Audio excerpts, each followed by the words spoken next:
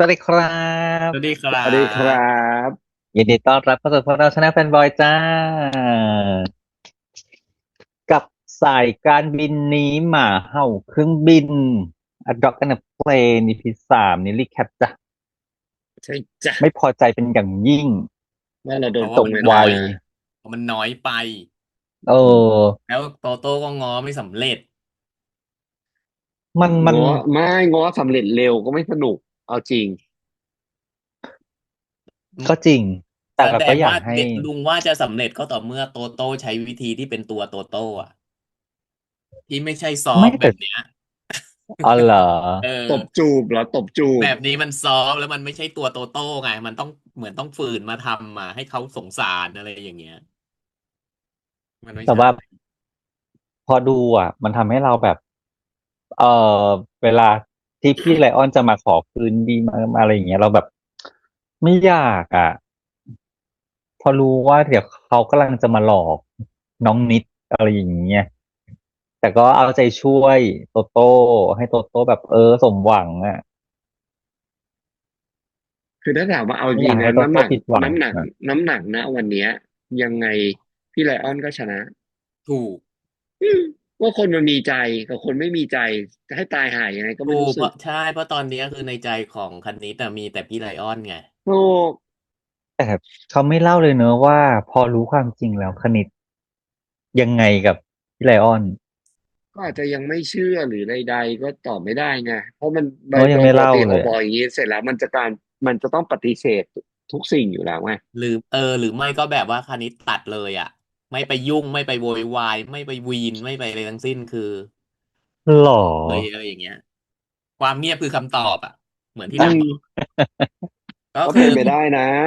ไม่อุ้ยอาจจะบล็อกอะไรทุกช่องพี่ไลออนไปทุกช่องทางแล้วก็ได้อะไรอย่างนี้อืมเราก็อืมไม่รู้ไงถูกต้องรอสัปดาห์หน้าต้องรอตั้ง7 วันน่ะจริงเออนานไปนะกว่าจะรู้เออต้องรอตั้งเจ็ดนานไปนะวันกว่าจะรู้ว่าอะไรยังไงนี่ เอออืมอ่ะอีพีนี้มันก็ดำเนินเรื่องโดยการที่ไปสืบเนาะสืบแล้วรู้ความจริงก่อนอืม รู้ความจริงอย่างที่คุยกันในรีแคปรีแอคชั่นว่าถ้าเราเป็นโตโต้50,000นั้นเสร็จเราไปแล้วจ้ะฉันรับเงินมาด้วยแล้วฉันก็จะไปบอกด้วยอันเนี้เพราะยังไงยอยากรู้ไม่มีหลักฐานมาให้ฟ้องร้องฉันได้ว่าฉันหลอกเอาเงินมาเพราะฉันรับเงินสดนะจ๊ะแต่ถ้าโอนโดนนะจ๊ะถูกว่าฉันรับเป็นเงินสดอันเนี้ยอยากรู้ฉัว่าถ้าว่าเป็นนคนเลวโตโต้เอาง่าย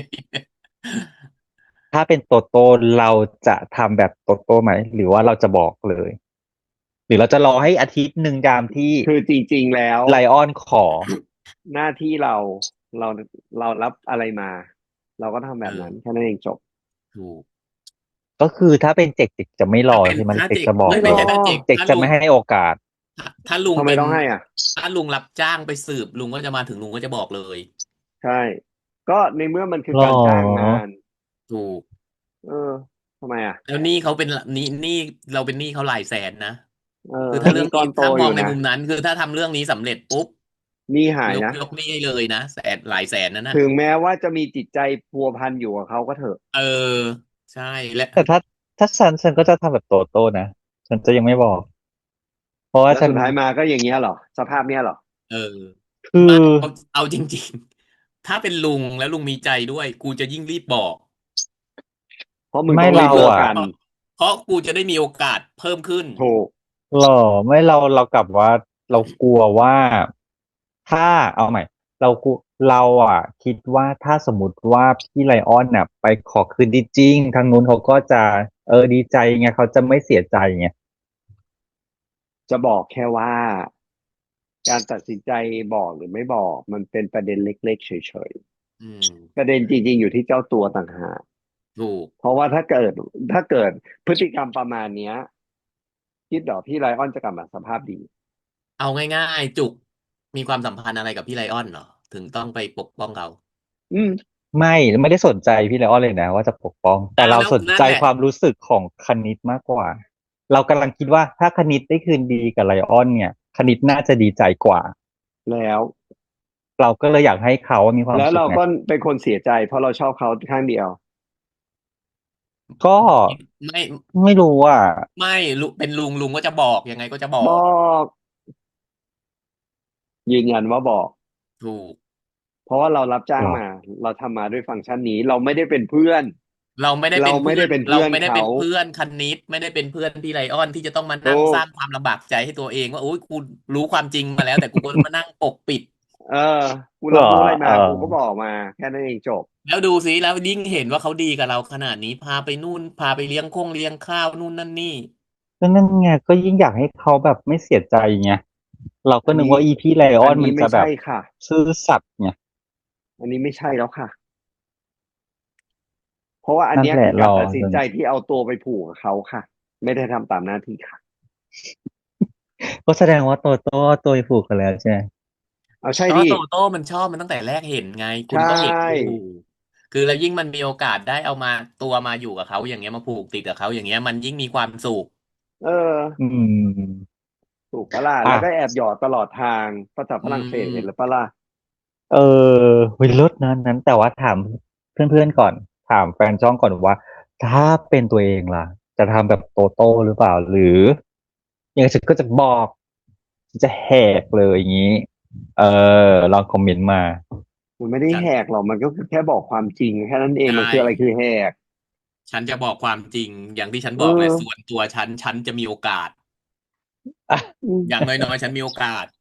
เออ ยิ่งสฉันน่ะวยเห็นๆอยู่ด้วยคือฉันเห็นแก่ตัวเอาง่ายๆเอามาตรงๆเลยฉันเห็นแก่ตัวมีความเห็นแก่ตัวด้วยเพราะฉันชอบนางอยู่อะไรอย่างนี้เลิศถูกเออก็นะอ่ะก็เหมือนในนี้ไงถ้าเราไม่เห็นแก่ตัวอะไรนะถ้าเราให้อภัยเมื่อไหร่เราจะได้แก้แค้นอันนี้ก็เหมือนกันถ้าเราไม่เห็นแก่ตัวเมื่อไหร่เราจะได้โอกาสห่วงเขาได้แต่ก็ให้เขาเจ็บเองเนี่ยเหรอเออ เออก็จริงก็จริง quote of the day อ่ะวันนี้สิ่งที่ชอบอย่างหนึ่งก็คือก็ยังเป็นความปากแซ่บของของเยโตโต้ชอบอ่ะชอบมากเลยอ่ะแต่วันที่นี้เราเห็นยังเอามือปากแซบเพิ่มของไอ้นี่ด้วยนะตัวละครม่อนอ่ะเอออ๋อตัวนั้นด่าเลิศคุณด่าเลิศแต่แต่มันที่สุดคือตอนด่าแบบอยู่ยิมเออเอ้ยด่าไม่ใช่สิตั้งแต่ดูยิมตั้งแต่หน้าอยู่ยิมห้องอ่ะก่อยิมนแล้วก็ตั้งแต่หน้าห้องแล้วอะเออยิมก่อนแล้วที่ยิให้มันตามมามก่อนมันหน้าห้องเกิดที่ยิมก่อนที่ไปด่าว่าอะไรนะ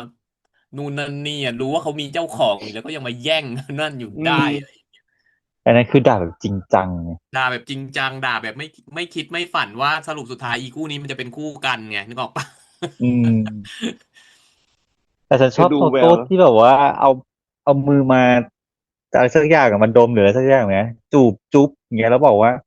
มือเค็มไปแช่นาเกลือมา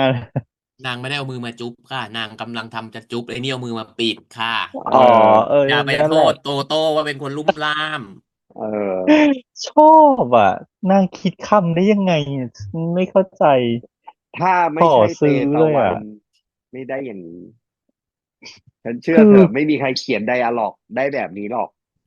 แค่มีเราไม่คิไอดไปจนถึงเดียนั้นเลยเนอะพอนั้นแล้วเอแบบโอ้โหอ เลิศชอบคิดได้ไงนาเกลือเแต่เอาออจริงๆนะทั้งหมดนะเราก็ยังชอบวิธีการเล่นของนิววี่อยู่นะจริตแบบจเออริตจริงจริตนะตบต้องให้เลยมากเลยนะคือจะนิววี่นี่คือจริตมันออกมาเล็กๆน้อยๆให้เราเห็นว่ามันเป็นจริตเออของ LGBT อ่ะเอออะไรอย่างเงี้ยคือแล้วมันออกมาแล้วมันเอาจริงๆจริมันมีความตสวยน่าตบด้วยแล้วมันมีความน่ารักอยู่ในเนั้นนะเวลาออเล่นนะเวลานางเล่นนะคือนางเล่อืนตัวมเล็กอ่ะทั้งที่ตัวนางใหญ่กว่าโตโต้อีกนะโดยเฉพาะอีซีคือนที่อีน้ำพุอ่ะน้ำอะไรวะ สปริงเกอร์สปริงสปริงเกอเกอร์ร์อะเห็นอันนั้นคือเห็นชัดเลยนะว่าตัวนางหนากว่าโตโต้อะแต่หนานางเล่นกว่าเยอะค่ะได้เหลือตัวเล็กมากอ่ะอืมนางเล่นได้ตัวแล้วเล็กจริงแล้วนางเล่นดีวันดีคืนเลยเนาะจากแต่ก่อนนะแต่เอาก็แน่ก่อนมานอนเนี่ยแล้วก็มาแบบเล่นมาเรื่อยๆแล้วเล่นได้ดีขึ้นเรื่อยๆจนอันนี้คือแบบเล่นเป็นอีกคนอีกบุคลิกก็เล่นได้ใช่เชื่อ ใช่คือนางไม่ได้เล่นเป็นนิววี่ไงอือืมมไม่ได้เล่นตามหรือปชื่อเนาะกติแล้วนางก็เป็นเอแบบนี้อไม่ใช่ แรงมาก ไม่ปกติหมายถึงว่าปกตินางก็จะอ่อนอ้อนกับโตเตตะโต้วันเหรอในชีวิตจริงแบบนี้ ถามศิลปินสิคะศิลปินดูอยู่ ว้า อยากรู้ว ศิลปินมาตอบค่ะ อันนี้ต้องถามไปที่เตตะวันใช่ไหมถูกต้องค่ะ ว่าของจริงแล้วปกตินิววี่เป็นปกติแบบนี้หรือเปล่านิววี่เป็นแบบนี้ไหมเออใครหมายถึงว่าใครปากแซบแบบนี้หรือเปล่า ถ้าใครเห็นตัดไปถามให้ก็ได้นะตัดตรงเนี้ยเออเดี๋ยวเขาไปแท็กก็ตอบถามให้หน่อยอืมเฮ้ยน่ะว่าจอ่ะริตตัวเล็กขนาดนี้หรือเปล่าเวลาอยู่ด้วยกันอะไรอย่างนี้ใช่แล้วก็ฝากถามนิววี่ด้วยว่าเตตะวันปกติแล้วอ่ะปากแซบแบบนี้แล้วก็ขี้หลอกแบบนี้หรือเปล่าหลอกเขาแบบว่าสร้างสถานการณ์ลูกชิ้นติดคอไม่แต่ฉันไฟชอบโฆษลุกณาเวแขลาจะนทำสปอตโฆษณามากเลยนะอันนั้นไอ้สองอันนั้นเลิศมากเลยอ่ะอีน้ำมันเครื่องกับอีลูกชิ้นน่ะเลิศมันอ่ะทำให้นึกถึงโฆษณาสมัยก่อนที่สตาร์ทรถมอไซค์เอไม่ติดน่ะอไดเกียวไหมนะถ้าจำไม่ผิดได้เออเครื่องฟิตเครื่องติดสตาร์ทติดง่าย ติดง่ายนะจำได้ทุกคน เออชอบอ่ะไม่แล้วแล้วยิ่งโดยเฉพาะอีซีน้ำมันน่ะคืออันนั้นน่ะเราคาดไม่ถึงไงใช่อ่ะอืมันเลยมยิ่งแบบว่า unexpected ว่าแบบ unexpected เอ้าจริงๆคืออยู่ๆก็ฮะเป็นเอโฆษณาอน้ำมันเฉยอะไรเอย่างเงี้ย ใช่ ตอนแรกก็ตกใจไงว่ามันคือมันของจริงปะมันวะมันตกใจแล้วมันแปลกคือมันแปลกใหม่เลยกลายเป็นแบบว่าเป็นซีนแปลกซีนแปลกใหม่สำหรับเราอ่ะแต่พอมาเป็นซีนลูกชิ้นน่ะเราพอเดาทางได้เออเบิ้ลแล้วแหละมันก็เลยรู้สึกธรรมดาไปอะไรอย่างเงี้ยแล้วแล้วพอมันพอเดาทางได้ว่าพออีซีนต่อไปน่าจะเป็นของจริงและเอะไรอย่างเงี้ยอออืมคือแต่ไอซีนนั้นน่ะคือแบบเลิศเลิศมากอ่ะใช่จริงๆซีนนั้นน่ะถ้ามีโปรดักเข้าจำเลยนะแล้วมันอันไหนคือเอาไอซีนจริงๆคือตรงน้ำมัเผากระนน่ะดาษอ๋อคือจริงๆเราเห็นแล้วแหละออกมาจากหน้าตรงนั้นน่ะมันเหมือนกับหน้ามูลนิธิหน้าโรงเจอ่ะแล้วเสร็จแล้วก็คือมอ่าหน้าศาลเจ้าอ่ะแล้วเสร็จแล้วก็เอคือมันเหมือนอเผาเครื่องกระดาษอยู่อ่ะเราก็เอ้ยดูแล้วก็นึกว่าเป็นซีนแบบคนมาทำบุญแล้วก็เผาใช่ทำบุญให้ผู้ถูผู้ล่วงลัถูกบอะไรเงี้ยเอแล้วก็เผากระดาษเงินอกระดาษทองให้อะไรเงี้ยอืมและอุคือบิเหตุว่าเกิดติดไฟที่แขนขึ้นมาเพราะไฟมันลุกขึ้นมาอะไรเงี้ยมันได้หมดเลยคือมันคงไม่มีน้ำมันที่เป็นเขาเรียกอะไรนะเป็นสปอนไงเอคืออ เอาจริงๆจังหวะนั้นถ้ามีน้ำมันสักยี่ห้อหนึ่งเป็นสปอนนี่คือจำไม่เลยอ่ะก็ไอ้นี่ก็ได้นะยาทาแก้แผลไฟอ๋อไหม้อ่ะเอออะไรอย่างนี้เออที่รับรองอะไรเงี้ยรีมาร์คแผลผู้พองอะจำไรเงี้ยได้อย่างดีเลคือเลิศยเลยอ่ะเออซีนจริงจริงคืออย่างจริงที่บอกเลยมันเป็นซีนที่เราไม่ได้เตรีไม่ได้ยมตัวว่าเราคาดคิดจะได้เจออะไรอย่างเงี้ยแล้วอยู่ๆมันก็ปึ้งเข้ามาในน่ะเพิ่งเข้าใส่หน้ามาแล้วแบบเราเลยมีใส่โปรดักเข้ามาด้เออวยใช่เมันคือออมันจะกลายเป็นซีนจำเลยอันนั้นคืออืเลิศมคือเลิศถึงอืบอกว่าเนี่ยถ้าเป็นมจังหวะที่โปรดักเข้านี่คือเลิศมากเลยซีนนั้นจริงจริงจริงลูกชิ้นอีก อืม แต่บ้านเฮยโตโต้นี่เลิศฉันอยากจะขก็แสดอไปอยู่งว่าเมื่อก่ด้วยอนบ้านเขาอาจจะมีฐานะไงอืมพระไม่ใช่ที่เขาเรียกว่าคฤอย่างที่เจกบอกเพราะบ้านริมน้ำบ้านเรือนไทจริงนะยริมน้แล้วหอืลังมขนาดำใหญ่นี้ขเป็นผู้ดีเก่านาดนั้นไงเป็เอนผู้ดีเก่าอเหมือนตัวจริงไงโอ้โหไฮโซราชวัตรนึกออกไหมโอ้ให้สรัชวะเออเตรงผลอๆอันนั้นอาจจะนี้อาจจะเป็นแถวราชวัตรก็ได้ บ้านของเตตะวันเอง อุ้ย ตรงนั้นอาจจะแถวราชวัตรก็ได้นะบ้านหลังนั้น อุ้ย อันนี้อาจจะเป็นบ้านตากอากาศของเตตะวันที่ถูแบบว่ากอยู่เอถัดมาอีก2 ซออยถูกเนี่ยเห็นไหมไว้ลอยกระทงอุ้ยเขาเขาเขียนมาเปิดสเปซอจากชีวิตยู่ไปถามเขาในเขาเขียนสเปซไปมาจากชีวิตสองคนนี้ ว้าย ไปถามในสเปซที่ไปเร็วเขาเปิดสเปซมาอยู่ ไม่งั้นไม่ได้ไม่งั้นฉายาไฮโซราชวัตรมันจะมาเล่นเล่นเออได้ไงเออเออมันไม่ใช่เล่นเล่นนะจะบอกให้ถูกเออแล้วก็อีพีนี้ชอบบทอีกแล้วกดอันไหนบทที่บอกว่าทำไมคุณถึงพยายามอยู่ฝ่ายเดียวล่ะอ๋อเหนื่อยไหมเลิศอะใช่ไหมเออืมอทำไมต้องเป็นคณิตที่พยายามอยู่ฝ่ายเป็นเดียวแฟนผมมาเหรอจังหวะนั้นใช่ไหมถ้าเป็นแฟนผมคุณจะไม่เหนื่อยใช่ป่ะผมจะชอบแบบนี้ชอือบที่คุณแบบมนี้โอ้โหเนี่ยคือนางหยอดแบบหยอดไม่หยอดแบบรู้ตัวถีบตะโกนมากนะอันเออนั้นแต่เจ้าตัวไม่รู้แล้วเรื่องแต่คณิตแล้วนางทก็บอกแหำละทุกอคือคณิตย่างตอนนี้ในใจนางคือยังมีแต่พี่ไลออนไงอืและใช่คณิตน่าจะเป็นคนที่แบบรักเดียวใจเดียวเลยอืมอืคือมกับโตโต้คือคิดแค่บอกว่าแค่เป็นเจ้านายกับลูกน้องแค่ล้างหคือนี้กันเอาจริงๆนะเราแอบสังเกตสายตามันมีความหวั่นไหวบ้างเล็กๆน้อยมีๆกรุบกรุใจบมันต้องแบบ แต่แต่มันไม่หนักแน่นหรือมันไม่เยอะพอที่จะทำให้ไขว้เขว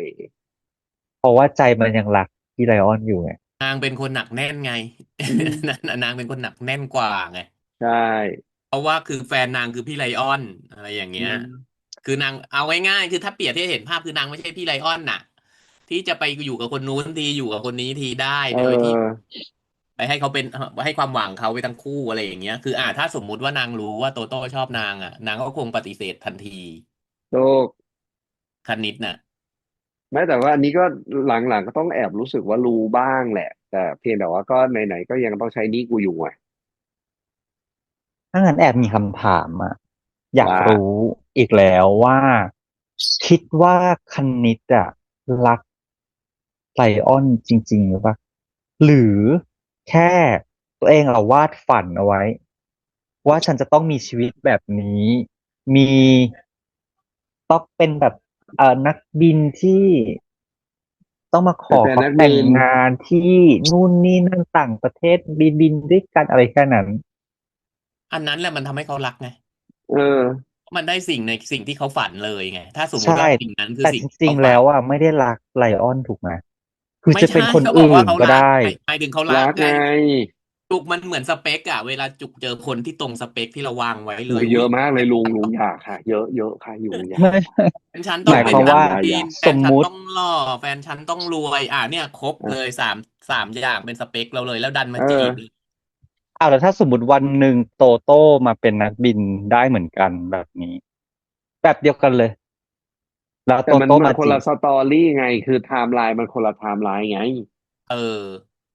ก็คุณถามว่าตกลงเขารักหรือเปล่าไงอันนี้คือลุงถึงบอกไว้เขารักไงเพราะว่าเอไม่ครับคนนี้คตรงสเปคคำเขาเลยถามคือรักที่เป็นตัวของไลออนเลยหรือแค่รักสถานะของไลออนเฉยมันสองอย่างผสมกันอยู่ตอนเนี้ยมันเริ่มมันเริ่มจากสถานะก่อนเพราะว่าตรงสเปคหมดสมมุติว่ามีสามๆอืข้ออย่างที่ลุงมพูดหล่อเป็นกัปตันนักบินอาชีพมั่นคงเป็นนักบินแล้วก็รวยตรงสเปคมันนางสามข้อเลยเริ่มต้นก็คือจากตรงสเปคอืมตอนนั้นคือชอบแล้วแหละเอคำว่าตรงสเปอคคือเราชอบถูกไหมเราก็เอทีนี้อมาจีบมาอยู่ไปด้วยกันมันเอก็รักอความก็รักขึ้นมารักไปโดยปริยายมันก็แต่เป็นเรื่เพียงแต่ในองธรรมดาระหว่างทางมันก็มีความขมเป็นเรื่องปกติถูก ตอนเนี้ยเขาก่อนตอนเนี้ยก็คือเขาน่าจะพอเขาตกลงเป็นแฟนกันก็แสดงว่าเขารักกันแล้วอืม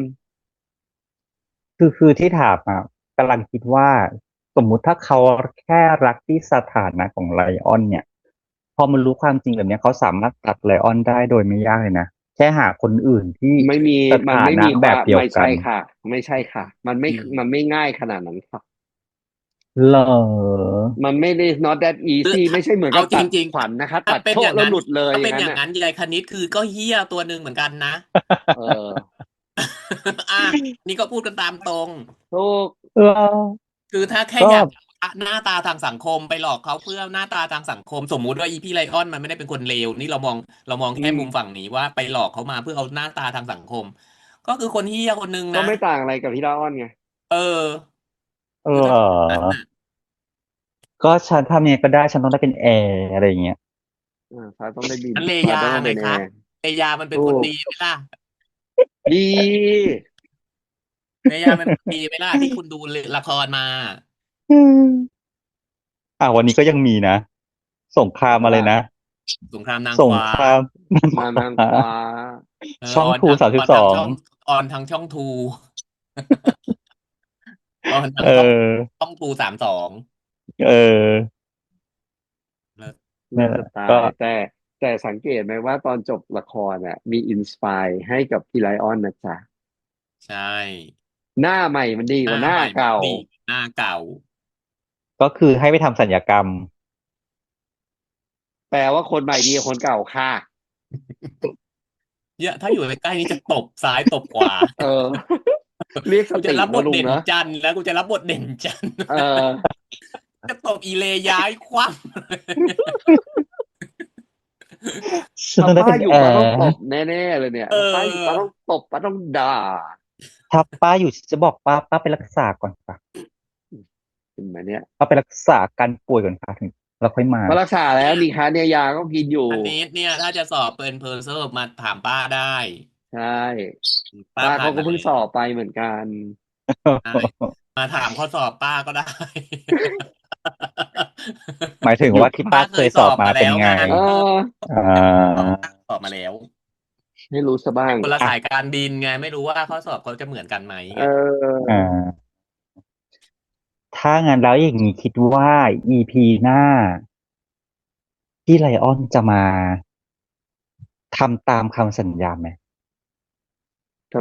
สัญญาอะไรจะได้ดิมาหาคณิตแล้วบอกว่าเฮ้ยสารภาพแล้วก็มาขอแต่งงานอะไรอย่างนี้ไม่มีอ่ะแถต่อไป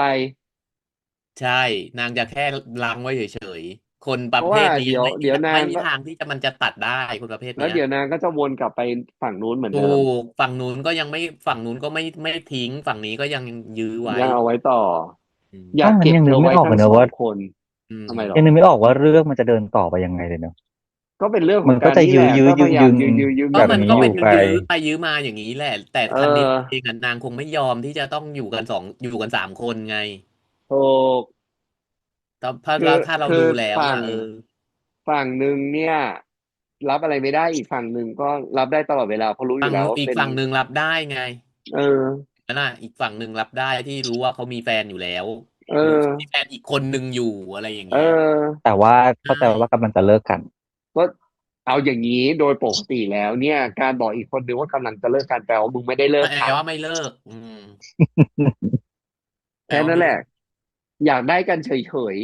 ถูๆจบกอืก็คือมถ้าบอกอย่างนั้นแล้วล้างเขาไว้ได้กูก็จะบอกทุกวันเออก็ยังเคลียร์กันไม่ได้เนื่องจากมันมีสเออตอรี่เยอะแยะมากมึงมายพยายามหาสารพัดเหตุผลน่ะเออแต่มันก็ยัอ้างมางจบไม่ลงสักทีเห็อืนไหมล่ะมโถ่เอ้ยไม่งั้นถ้ามันอ้างมาเรื่อยๆแบบนี้ไม่ได้เพราะว่าดูโอ้ทรงแล้วไม่น่าจะคบแบบแป๊บอะกับอีเออกฝั่งหนึ่งต้องมีระยะพอประมาณแล้วแหละ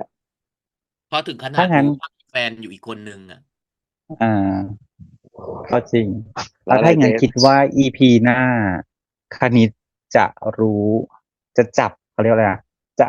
จะจับได้ด้วยวิธีไหนเออคือเดาว่ายังไม่ได้จับอะไรหรอกแต่ประเด็นคือรอดูว่ารอดูว่าพี่ไลออนจะแถไปทางไหนดีกว่ากับสอง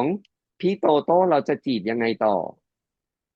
พี่โตโต้เอาให้เขาให้อภัยเขาก็นี่ไงดอกไม้ยังเททิ้งเลยเนี่ยตามก็นี่ไงง้อกันด้วยวิธีของเขาเอเดี๋ยวรอดูอว่าจะอกันอกมาเป็นแบบไหนไงอืมถูกปะล่ะ ต้องใช้ความปากแซบเขาช่วย ก็จริงบางทีคือในมันอาจจะต้องมาด้วยความเป็นตัวเขาเองอือย่างที่ลุงมบอกไม่ใช่แบบมาเพราะว่าต้องทำตัวเป็นคนดีเออทำตัวอืน่าสงสามรให้เขาเออเห็นแต่มันจะต้องมาเวอร์ชันแบบมึงเป็นหาอะไรด่าซะอย่างเงี้ยอาจเจะดีขึ้นออต้องมาแบบคำด่าอะไรอย่างนี้มึงยังเป็นควายส่วนอยู่เหรอมึงเห็นอยู่ไหมล่ะเขามีอยู่แล้วมันมีชู้แล้วมึงยังอยู่เขาอีกเงี้ยเออส่วนฝั่งนู้นชื่ออะไรวะริวชื่ออะไรอะลืมเวหาส่วนเวหาถ้านางไม่เห็นด้วยตาตัวเองว่าทางยายพี่อะไรนะไลออนเดี๋ยวที่พี่ไลไลออนออนน่ะยังไม่จบเป็นคนปิ้นป้อนขนาดไหนอะนางไม่มีทางหยุดนางไม่มีทางหยุด อ่ะนางอาจจะมาจับได้แล้วนางก็เลิกเหมือนกันเนี่ยคือฝั่งนู้นก็คือคือเด็ดขาดเหมือนกันยายเวมันไม่ได้หาเนี่ยจับได้คือนางรู้อยู่แล้วว่ายังไงก็ตามมันยืดเยื้อแต่เพียงแต่ว่าอยากดูมากกว่าว่าเวอร์ชันม่อนจะเสี่ยวเข้ายังไงทำให้ค่อยเขวต่างหาก ก็จริงลุงว่าถ้าเข้าไปในแนวด่าสะสะบัดขนาดเนี้ยไม่มีทางไขว้เขวอ่ะเนอะเพราะว่าดูท่าทางแต่ไม่แน่แล้วยายเวหาจะชอบแบบว่าให้มาช่วยคือให้มาแบบลุงอะอาจจะคิดไปในเวที่แบบว่าเดี๋ยวต่อไปตัวละครเนี้ยมันจะไปช้อนยายเวหาขึ้นมายายเวหาจะต้องแบบมันอาจจะไปมีทิกเกอร์อะไรกับอีพี่ไลออนน่ะที่นางทำให้นางรู้ว่าจริงๆแล้วนางก็โดนหลอกไม่ได้ตั้งใจให้ว่าจะเลิความหวังมากตลอดอะอะไรอย่างเงี้เออยอะไรอย่างนั้น จนทำให้นางตัดใจได้ว่ากูพอเพราะฉะนั้นอะไรอย่าถ้างเงี้ย เป็นอย่างเงี้ยไม่เร็วนี้หรอกใช่จะต้องลุงก็ยืดไปได้อีกอย่าไม่เร็วไงงขี้หมูขี้หก็มาเนี่ยคิดว่าไม่เร็วหรอกเพราะว่าไปอย่างกันครึ่งที่บอกแหละเรื่องได้มั้งพี่ไลออนมันเป็นคนแนบเนียนน่ะมันเป็นมันเป็นคนเห็นแก่ตัวด้วยมันเป็นคนมันเป็นคนแนบเนียนคำพูดคำจามันเอาจแนบเนียนริงๆเนี่ยการมันพี่ไลปากออนหวานเป็นคนปากหวานอืมเป็นเป็นคนคนพูพูดจาดแล้วให้ความหวังอ่ะนุ่มนวล ถูกเนี่ยแล้วเห็นไหมก็เสร็จแล้วก็อีกคือไม่นานจะออฟฟิเชียลโดแล้วนนี่ก็ละลาย แล้วคืออืคำนี้มอะสำหรับคนที่ยอมเป็นชู้อ่ะเอเจออเข้าไปอ่ะโอ้โหได้อุ้ยอีกไม่นานแล้วเดี๋ยวกูจะได้เป็นเออเออกูยอมได้เอเท่านั้นแหละ อเท่าที่เคยฟังมาก็เป็นแบบนี้เนาะทุกทั้งคนอยู่นั้นเลยอ่ะด้วยไม่ใช่ทุกคนอยู่ด้วยความหวังถูกอืจนมันหวัถึงงว่าจะเป็นเบอร์หนึ่งหวังเออว่าจะเป็นจนอะไรก็แล้วแต่จนมันจะไปเจอเหตุการณ์อะไรสักเหตุการณ์หนึ่งแหละที่อืทำให้มันมยอมที่มันทำให้มันแบบว่าเลิกที่จะเชื่อเลิกที่จะหวังแล้วอะได้แต่โดอะยส่วนใหญ่นะได้กรณีนี้นะที่เห็นนะบางทีเป็น10 ปีก็ยังอยู่ได้นะใช่เออมันไม่ใช่แค่แบบว่าจะอยู่แค่นี้แล้วก็อะไรมาเป็นนั้นมานะบางทีก็แฮปปี้ที่จะอยู่แบบนี้นะคือคนประเภทที่จะอยู่ได้นานอย่างนั้นก็คือคนที่ยอมที่จะอยู่แบบนั้นโดยที่แบบว่าไม่ต้เลือกองเรียกที่จะเอาร้องอะไรแบบนั้นเออด้วยเหตุเลือกที่จะผลคืออยู่แบบเนี้ยมันไม่ต้องปวดหัวมันไม่ต้องอะไรทั้งใช่นั้นแล้วก็คือไม่สบายใจอยู่แบบนั้นได้โดยที่ตัวเองไม่หวังไหมว่าจะขึ้นเป็นเบอร์เดียวหวังบางคแต่นบางหวังเจกเคยเจอนิดเดียวไม่หวังนะ เออเจกอะไรอย่างงี้เป็นคนเจกเคยเจอคือไม่หวังด้วยนะแฮปปี้ที่อยู่เป็นเบอร์สองแบบนี้ฉันสบายกว่าฉันไม่ต้องปวดหัวเพราะมีแต่เออคนมามันอืประเคนมมันก็มีไงไม่งั้นเอมันไม่มีคอนที่บ้านเล็กบ้านน้อยหรอกใช่จะเคแล้วเสร็จแล้วยได้มันเป็นยินแต่ผู้ชายอ่ะ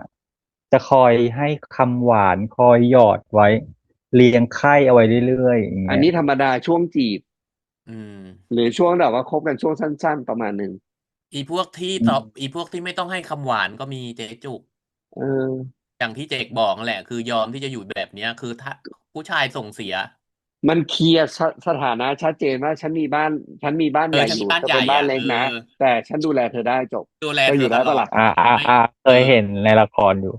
ไม่ใช่เออในละครพูดถึงในของชีวิตจริงค่ะ ฉันเคยเห็นในละครอยู่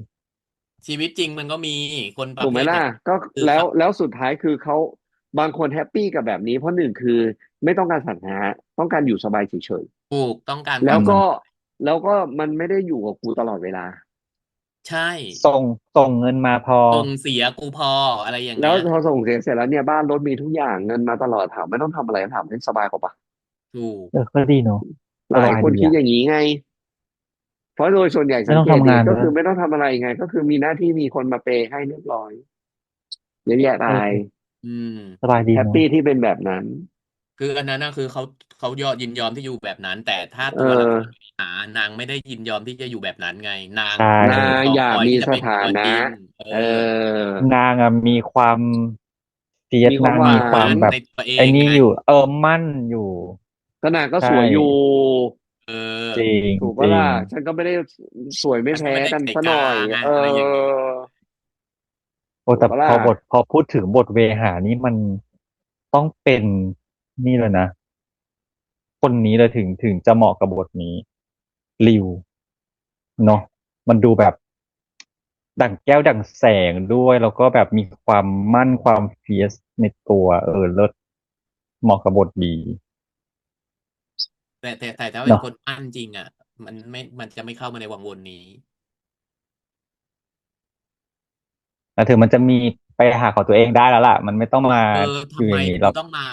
ารออะไรอย่างเงี้ยนึกออกปะอืมกูก็ลูกพญานาหมื่นน่ะนึกออกไหมอะไรออืย่างเงี้ย มแต่อีพีเลออนดันเป็นท่านขุนไงมันก็เลยแบบอืมแต่อีพี่ไลออนน่ะเจ้าชู้ของแท้นะเขาเรียกอะไรปลาไหลอ่ะเพราะเอเห็นจังหวะอที่นางคุยกับโตโต้ไหมนางมีคว้ามือมาด้วยนะถ้าจังหวะนั้นเลยอีโตโต้แบบสมมุตินะอีโตโต้ตายห่าแล้วคนนี้หล่อมากแล้วมาจับมือกูอย่างนี้เข้าทางนางแล้วตายเลยจบกลายเป็นอีกคนหนึ่งของนางไปเลยนะตอนแรกตอนจับมืออะฉันคิดว่าเอ้ยกำลังเอาเงินยัดใส่มืออ๋อไม่ใช่คือจับเฉยถ้าโตโต้มันไม่ดึงมือออกลุงเชื่อได้ว่าอีพี่ไลออนน่ะมันต้องโปรยคำหวานต่อ อ๋อๆไอโตโต้ยื่นมือเลยค่ะแต่งค่ะอย่างเงี้ยเหรอ คือถ้าโตโต้ปล่อยให้จับปล่อยให้รูปอะเชื่อได้ว่านางเพราะว่านางเป็นเสือร้ายอะอีพีไลออนอะ อยากรู้จังเลยด้วยความเป็นจริง BTS ฉากเนี้ยด่ากันขนาดไหนเนี้ย สองเนอะคนนี้เออว่ากี่คัดแต่อยากรู้เออว่า อยากรู้ว่าไม่แน่นะคลิป BTS อาจจะมีนะ แล้วมันจะต้องเล่นแบ รอดูบแล้วมันจะต้องมีช็อต BTS ที่แบบที่ว่าแปลว่าเบื้องหลังนะเตตะวันไม่ใช่บางทันรอบนะจ๊ะนี้เตตะวัน รอบนี้ไม่ใช่ แล้วก็ BTS ไม่ใช่เป็นรถไฟรถไฟฟ้า ฟ้าแล้วเอก็ไม่ใช่อ บางทันด้วยที่เราพูด เนอะอ่ะก็ประมาณนี้ไหมได้จ้าแล้วเดี๋ยวยังไง EP 4นะจ๊ะมารอดูด้วยกันนะจ๊ะอีก7 วันเนี่ยว่าป้าจะนานมาหายป่วยหรือยังกเงี้ยหรอป้าเหรอน่าจะหายแล้วทุกคนถ้าไม่ไม่หายหายก็นี่ต้อง ไม่หายอีกก็ต้องกินโรงพยาบาลเข้าไปแล้วแหละ ไม่ใช่กินยา จริงเนอะก็รอติดตามนะครับว่าอะไรยังไงใครมาบ้างพี่ปอนล่ะพี่ปอนจะแวะมาบ้างไหมอะไรอย่างงี้รอติดตาม EP หน้านะจ๊ะแต่ว่า EP นี้คลิปนี้ดีชารีแคปสิหมาเห่าเครื่องบิน EP 3จบแล้วจ้าไปก่อนนะครับสวัสดีครับสวัสดีครัสวัสดีครับบบ๊ายบาบายย